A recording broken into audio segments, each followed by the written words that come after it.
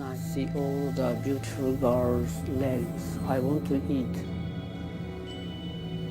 So I'm not cured at all.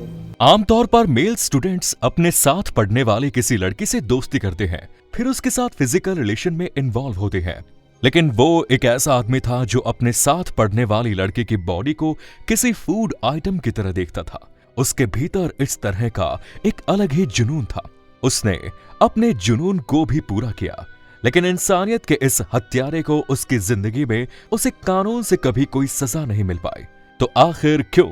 आज हम लेकर आए हैं जापान के इसेई सगावा के क्राइम का सारा सच।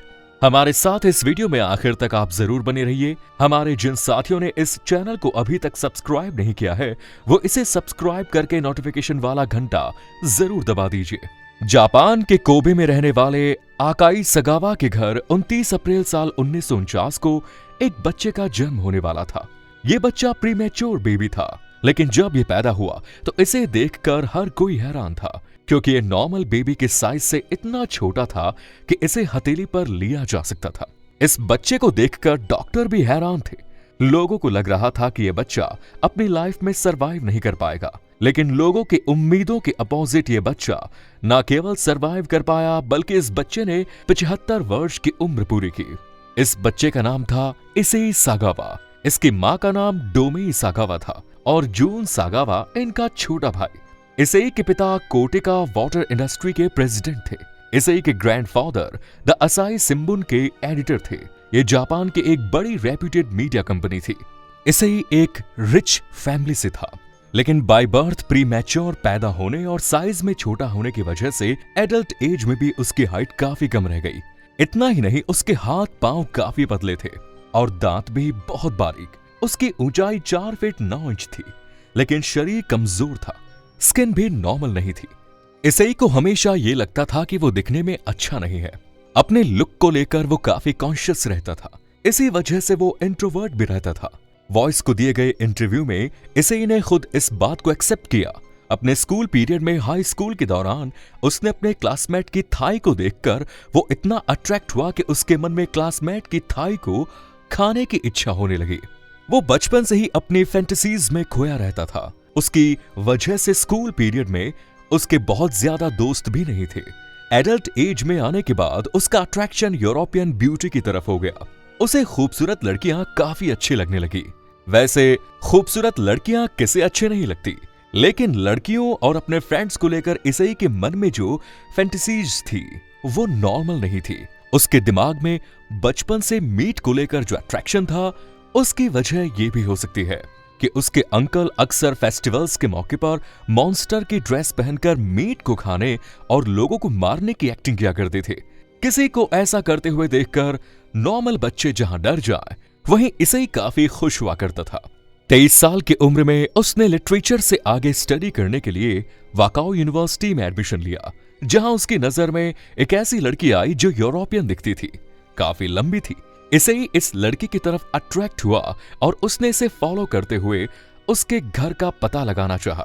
वो लड़की इसेई की दादी के अपार्टमेंट में ही रहा करती थी। उसने उस लड़की के अपार्टमेंट का नंबर पता लगा लिया। वो उस बिल्डिंग से अच्छी तरह परिचित था।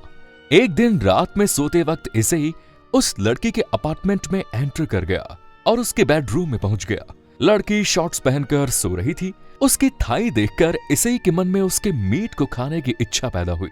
उसने उसकी थाई पर हाथ रखा ही था कि लड़की की नींद खुल गई। लड़की ने उसे धक्का दे दिया और शोर मचा दिया। थोड़ी देर में पुलिस आती है और इसेई को गिरफ्तार करके ले गई। उस लड़की की किस्मत अच्छी थी कि वो बच गई, क्योंकि उस लड़की को लग रहा था कि इसेई उसके साथ रेप करना चाहता था, जबकि इसेई उसे मारने के इरादे से आया था। इसेई की फैमिली रिच थी। उसके फादर ने उस लड़की को पैसे दिए और अपने बेटे के खिलाफ लगाए गए चार्जेस को ड्रॉप करा दिया। इससे इसेई न केवल साफ बच गया, बल्कि उसका कोई क्रिमिनल रिकॉर्ड भी नहीं बना।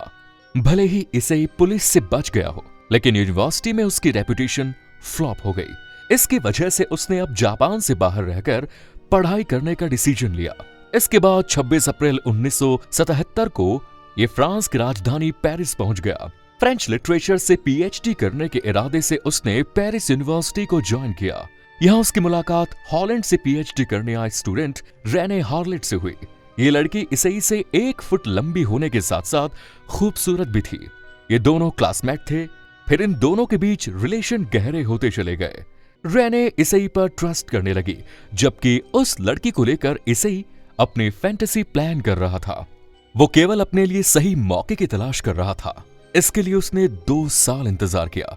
11 जून साल 1981 को इसई ने रेने को अपने अपार्टमेंट में लंच करने और साथ में काम करने के लिए बुलाया। रेने एक पोएट्री सेक्शन में काम करता था, तो इसई को लैंग्वेज पर काम करना था। उस दिन रेने बहुत खूबसूरत लग रही थी। उसके भीतर पॉजिटिव एनर्जी थी। इसई उस पॉजिटिव एनर्जी को अपने शरीर में लाना चाहता था। इसके लिए वो चाहता था कि वो रेने को फूड के तौर पर खा जाए। दोनों कैजुअली एक दूसरे को बिना देखे आपस में बात कर रहे थे।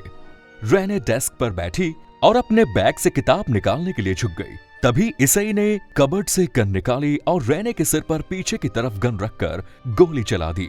रेने की ऑन द स्पॉट मौत हो गई। रेने की मौत के बाद इसई को इतना डर लगा कि वो उस जमीन पर गिर पड़ा, पर जब उठा तो उसके सामने रेने की डेड बॉडी पड़ी। उसने उसी डेड बॉडी के साथ रेप किया और फिर उस डेड बॉडी के टुकड़े टुकड़े करके उसे खाने लगा। इसई के अनुसार उसने सबसे पहले रेने के राइट बम, फिर थाई, वेजाइनल एरिया को खा लिया। जो बॉडी पार्ट्स वो नहीं खा पाया, उसके टुकड़े टुकड़े करके फ्रिज में रख दिया। और डेड बॉडी से जब बदबू आने लगी तो उसने डेड बॉडी को 2 बैगों में भरा और एक कैब बुक की और कैब ड्राइवर से ही दोनों बैग को कैब में लोड करवाया, क्योंकि वो खुद इतना कमजोर था कि इन बैग्स को उठा नहीं सकता था।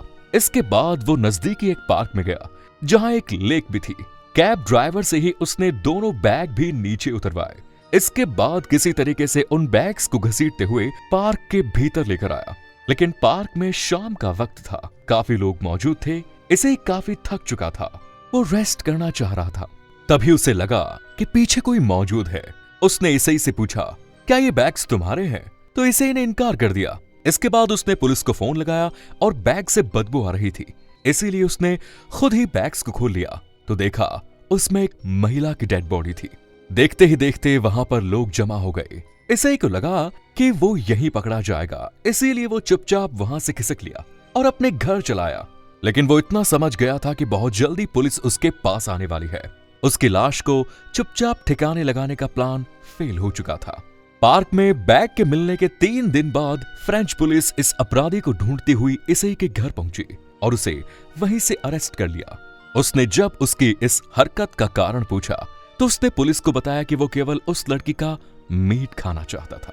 जैसे ये खबर फ्रांस में लोगों को पता चली, वो काफी गुस्से में आ गए।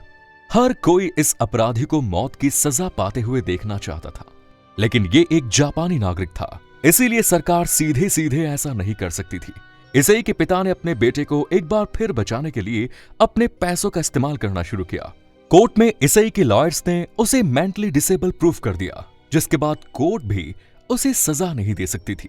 पेरिस की कोर्ट में मेंटली डिसेबल प्रूफ होने के बाद जापान की सरकार भी उसे कोई सजा नहीं दे सकती थी। इसई अपनी फैमिली के साथ जापान में रहने लगा।